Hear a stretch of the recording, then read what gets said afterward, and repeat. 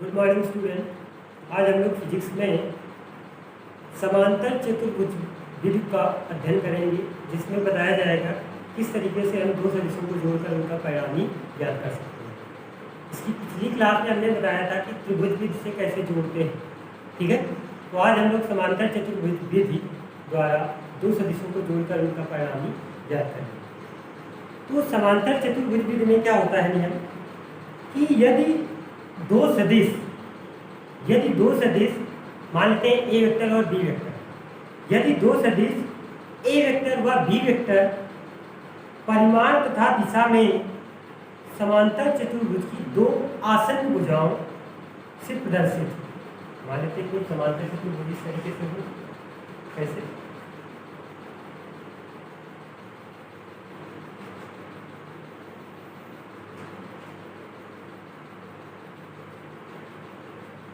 ये दो सदिश दिए गए, ये मान लेते हैं बी वेक्टर है और ये है ए। ये समांतर चतुर्भुज की दो आसन्न भुजाओं द्वारा प्रदर्शित किए गए हैं। तो इनका जो परिणामी होगा वो आर द्वारा प्रदर्शित किया जाएगा, जो कि उस समांतर चतुर्भुज के विकर्ण द्वारा प्रदर्शित। क्या करेंगे जाके इसको डैश डैश करके मिला देंगे और इसको यहाँ से एक समांतर चतुर्भुज का निर्माण करेंगे, ठीक है। इसको मान लेना ओ, एक स्थिर सदिश हो। तो नियम क्या होता है कि यदि दो सदिश ए वेक्टर व बी वेक्टर परिमाण तथा दिशा में समांतर चतुर्भुज की दो आसन्न भुजाओं द्वारा प्रदर्शित हो, तो उनका परिणामी जो आर वेक्टर है उसका परिमाण व दिशा समांतर चतुर्भुज के उस विकर्ण से प्रदर्शित होगा जो दोनों भुजाओं के बीच बने कोण को विभाजित करे, ठीक। इसे कहने का मतलब है दो सदिश, यदि दो सदिश ए वेक्टर व बी वेक्टर जिनकी परिमाण व दिशा किसी समांतर चतुर्भुज की आसन्न भुजाओं द्वारा प्रदर्शित है, तो इनका जो परिणामी होगा आर वेक्टर उस समांतर चतुर्भुज के उस विकर्ण द्वारा प्रदर्शित होगा, उस विकर्ण द्वारा प्रदर्शित होगा जिसकी दिशा वेक्टर ए व बी के बीच बने कोण को क्या करता है, विभाजित करता है। मतलब इन दोनों कोणों को बराबर बराबर विभाजित करता है, वही उसका क्या होगा, परिणामी, ठीक। अब इस समांतर चतुर्भुज विधि द्वारा अगर ए वेक्टर और बी वेक्टर को जोड़ें तो उनका जो परिणामी होगा वो आर वेक्टर, ठीक है। इस समांतर चतुर्भुज विधि का हम लोग क्या करेंगे, गणितीय विधि से इस परिणामी आर का मान निकालेंगे, इसे विश्लेषणात्मक विधि कहते हैं। तो देखो कैसे करेंगे जाके, मान लें कि माना दो सदिश ए वेक्टर व बी वेक्टर है जिनका परिणामी क्या है, आर वेक्टर है। ए वेक्टर बी वेक्टर समांतर चतुर्भुज की आसन्न भुजाओं द्वारा प्रदर्शित की गई है, ठीक है। और जो विकर्ण है वो परिणामी आर वेक्टर को प्रदर्शित कर रहा है, ठीक है। तो मान लेते हैं एक ये चतुर्भुज बना लेते हैं, मान लेते हैं इसको पी मान लें, इसको क्यू मान लें, इसको आर मान लें। ये समांतर चतुर्भुज है ओ पी आर क्यू, ठीक है। क्या करेंगे, इस आर से यहाँ पर लंब डाल दें इस तरीके से और इस भुजा को और आगे थोड़ा सा, तो अब इस पॉइंट को मान लेते हैं यस, ठीक है। लंब डाल दें, इस कोण को हम मान लेते हैं थीटा। ये जो पूरा कोण है ये, इस कोण को हम मान लेते हैं क्या, थीटा। और जो ये कोण है परिणामी, इसको मान लेते हैं बीटा। परिणामी आर की जो क्षैतिज से आसन्न भुजा से कोण है वो मान लेते हैं बीटा, ठीक है।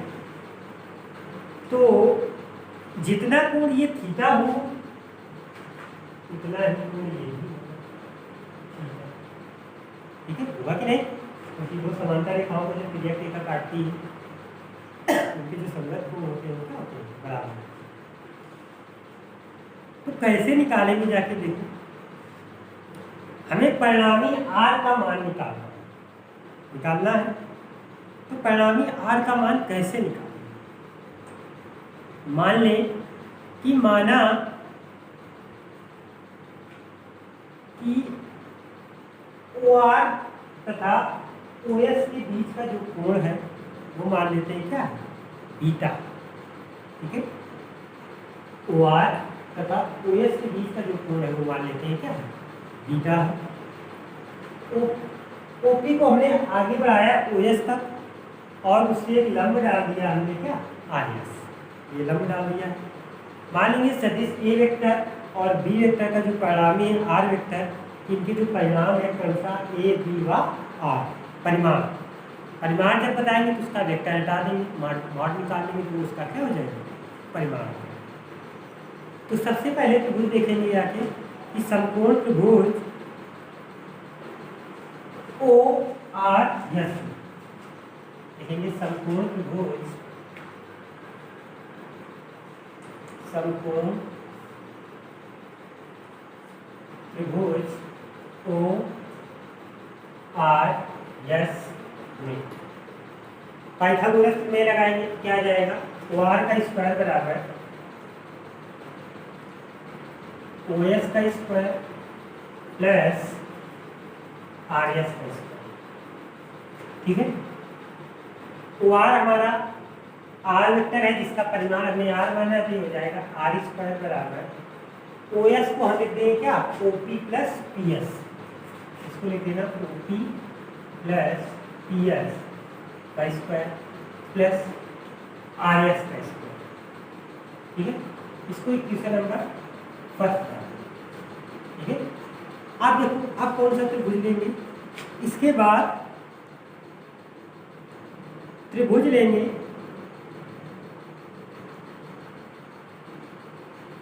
अगला जो त्रिभुज ले लेंगे हम लोग, वो ले लेंगे पी आर एस, समकोण त्रिभुज पी आर एस, समकोण त्रिभुज तथा समकोण त्रिभुज पी आर एस। इसमें क्या होगा कि जितना सदिश ये ओ क्यू है बी वेक्टर, उतना ही ये पी आर भी होगा, ये भी क्या होगा, बी वेक्टर, क्योंकि समांतर है और ये भुजा भी समांतर, जितनी भुजा ओ क्यू होगी उतनी भी भुजा क्या होगी, पी आर। ठीक, तो इस त्रिभुज में देखेंगे जाके, तो इस त्रिभुज में क्या है कि जो पी आर है वो पी एस के बराबर है, क्या होगा, पी आर जो है तो पी एस के बराबर हो, क्योंकि जो ये कोण है वो इस कोण के बराबर। ठीक है, ठीक है,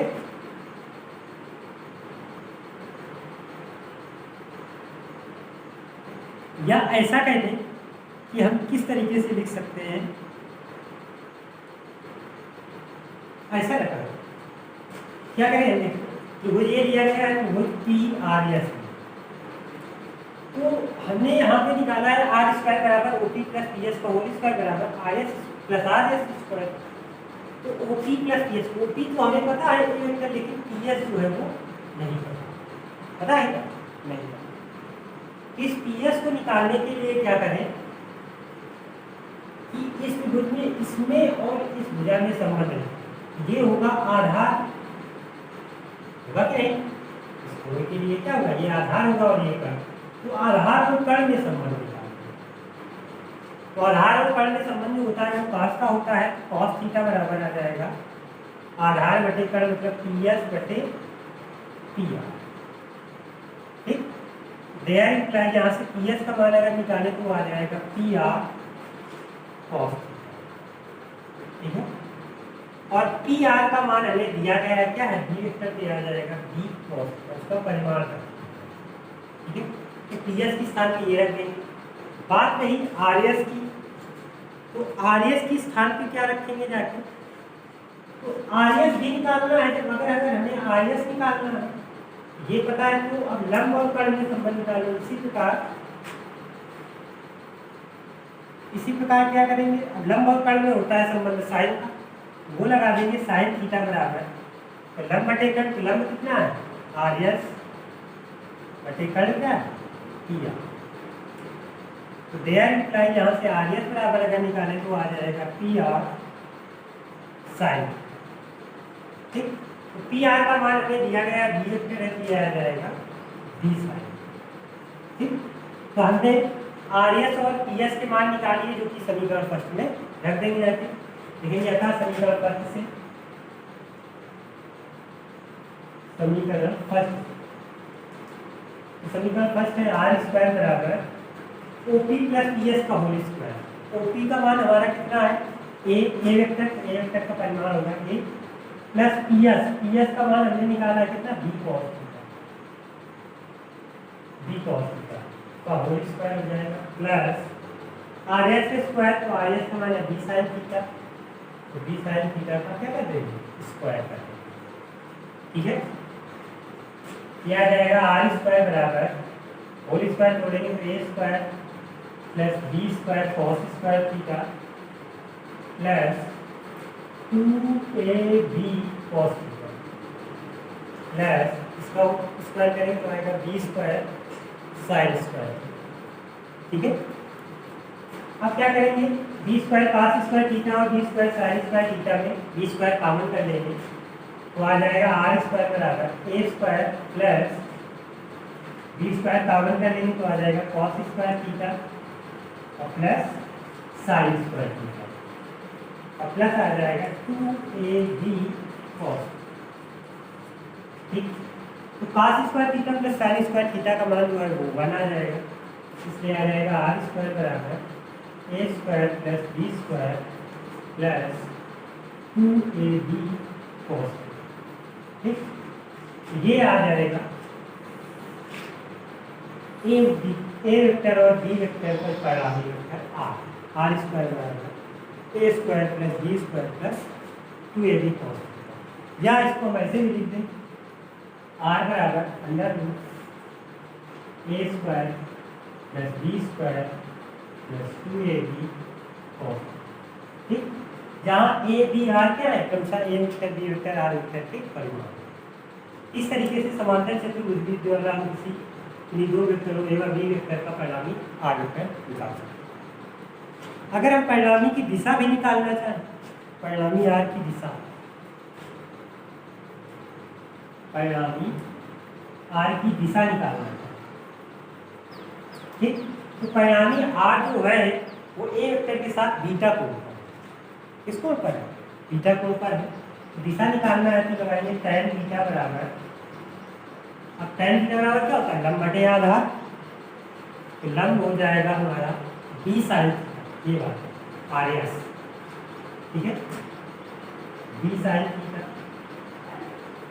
बटे आधार हो जाएगा ओ एस, तो ओ एस बराबर क्या था ओपी प्लस पी एस, और ओपी प्लस पी एस क्या आ जाएगा हमारा ओपी का मान कितना ए और प्लस पी एस का मान है कितना बी कॉस। ठीक है, तो ये आ जाएगी परिणामी आर की दिशा का tan बीटा बराबर बी साइन थीटा बटे ए प्लस। इस तरीके से समांतर चतुर्भुज के द्वारा हम ए वेक्टर और बी वेक्टर का परिणामी आर वेक्टर निकालते हैं। ठीक है,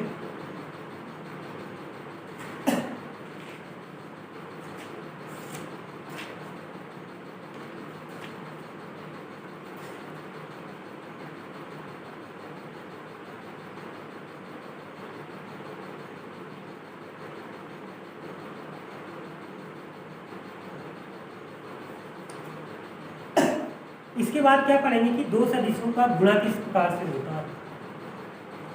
तो जो दो सदिश होते हैं, दो सदिशों का गुणा दो प्रकार से किया जाता है। एक होता है दो सदिशों का सदिश गुणनफल और एक होता है दो सदिशों का अदिश गुणनफल। तो सबसे पहले हम पढ़ेंगे दो सदिशों का अदिश गुणनफल क्या होता है। ठीक है, सदिशों का गुणा, दो सदिशों का गुणा का गुणा ठीक है। दो सदिशों का गुणन दो प्रकार से होता है। पहला होता है दो सदिशों का अदिश गुणनफल। अदिश गुणनफल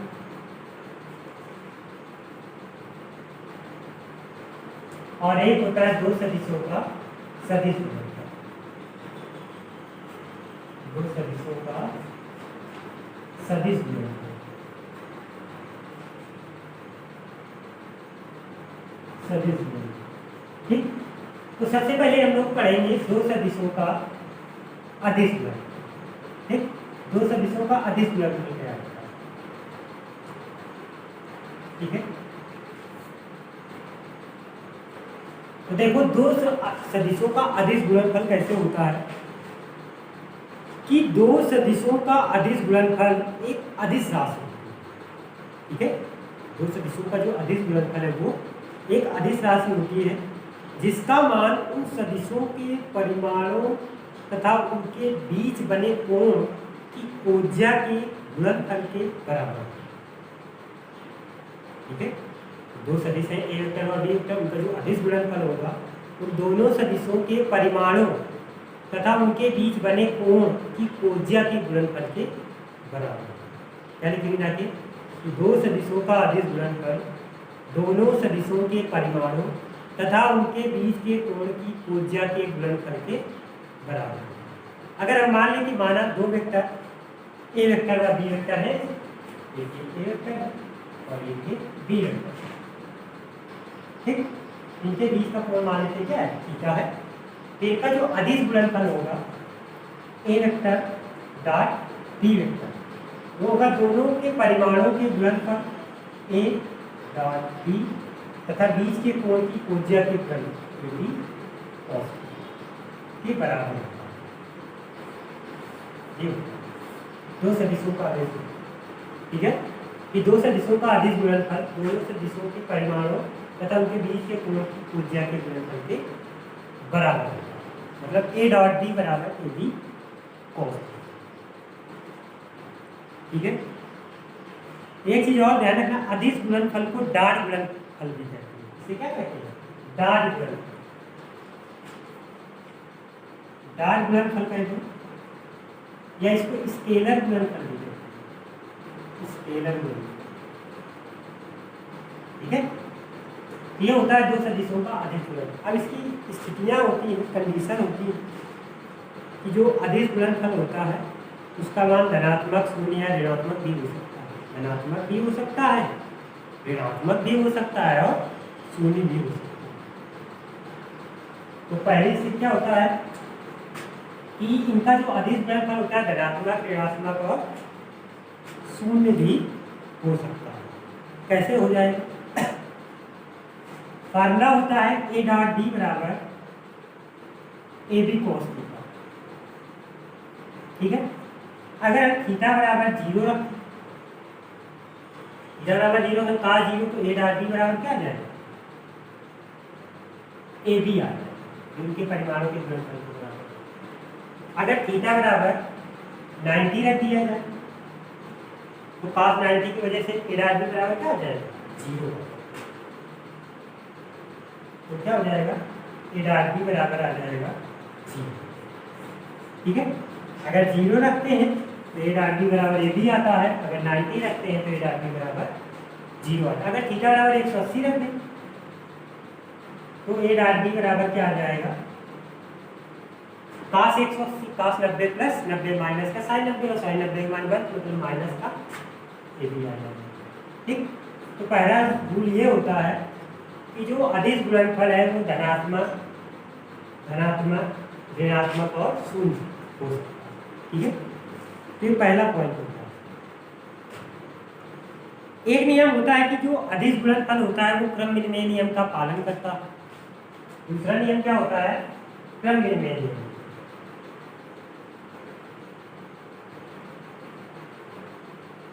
ठीक, तो जो अदिश गुणनफल होता है वो क्रम विनिमय नियम का पालन करना। क्रम विनिमय नियम का मतलब क्या है, ए डॉट बी जो है वो बी डॉट ए के बराबर है, इसके कहने का मतलब है।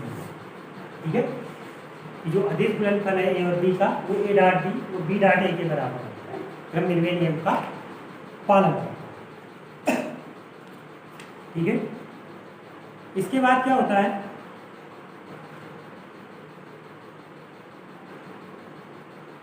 अगर किसी एक सदिश का उसी सदिश से गुणा किया जाए, किसी एक सदिश का उसी सदिश से गुणा किया जाए तो उनका जो गुणनफल होगा वो सदिश के परिमाण के वर्ग के बराबर होगा। जैसे मानते हैं कोई एक ए वेक्टर है, अब ए वेक्टर का उसी सदिश से अदिश गुणनफल किया जाए, ए वेक्टर डॉट ए वेक्टर, तो वो उसके परिमाण के वर्ग के बराबर होगा।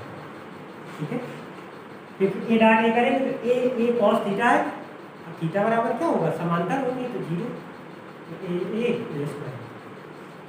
ठीक है,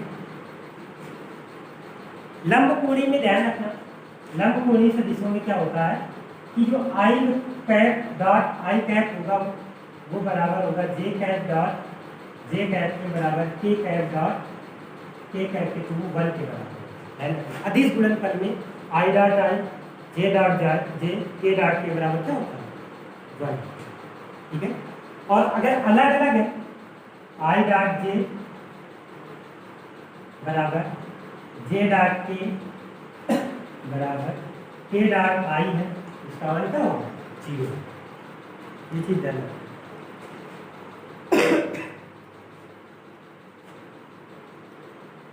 तो ये कुछ इसके रूल्स हैं जो याद रखने होंगे अदिश गुणनफल के। ठीक है, तो अदिश गुणनफल समझ में आया होगा कि दो सदिशों का जो अदिश गुणनफल होता है उन दोनों सदिशों के परिमाणों के गुणन तथा उनके बीच की कोण की कोज्या के गुणनफल के बराबर होता है, ए डॉट के बराबर टू बी कॉस थीटा। इसे डॉट गुणनफल, स्केलर गुणनफल भी, ठीक है, और अदिश गुणनफल, ये इसकी स्थितियाँ दी गई। तो अगला जो वीडियो होगा अगले दिन बताया जाएगा। ठीक है, थैंक यू।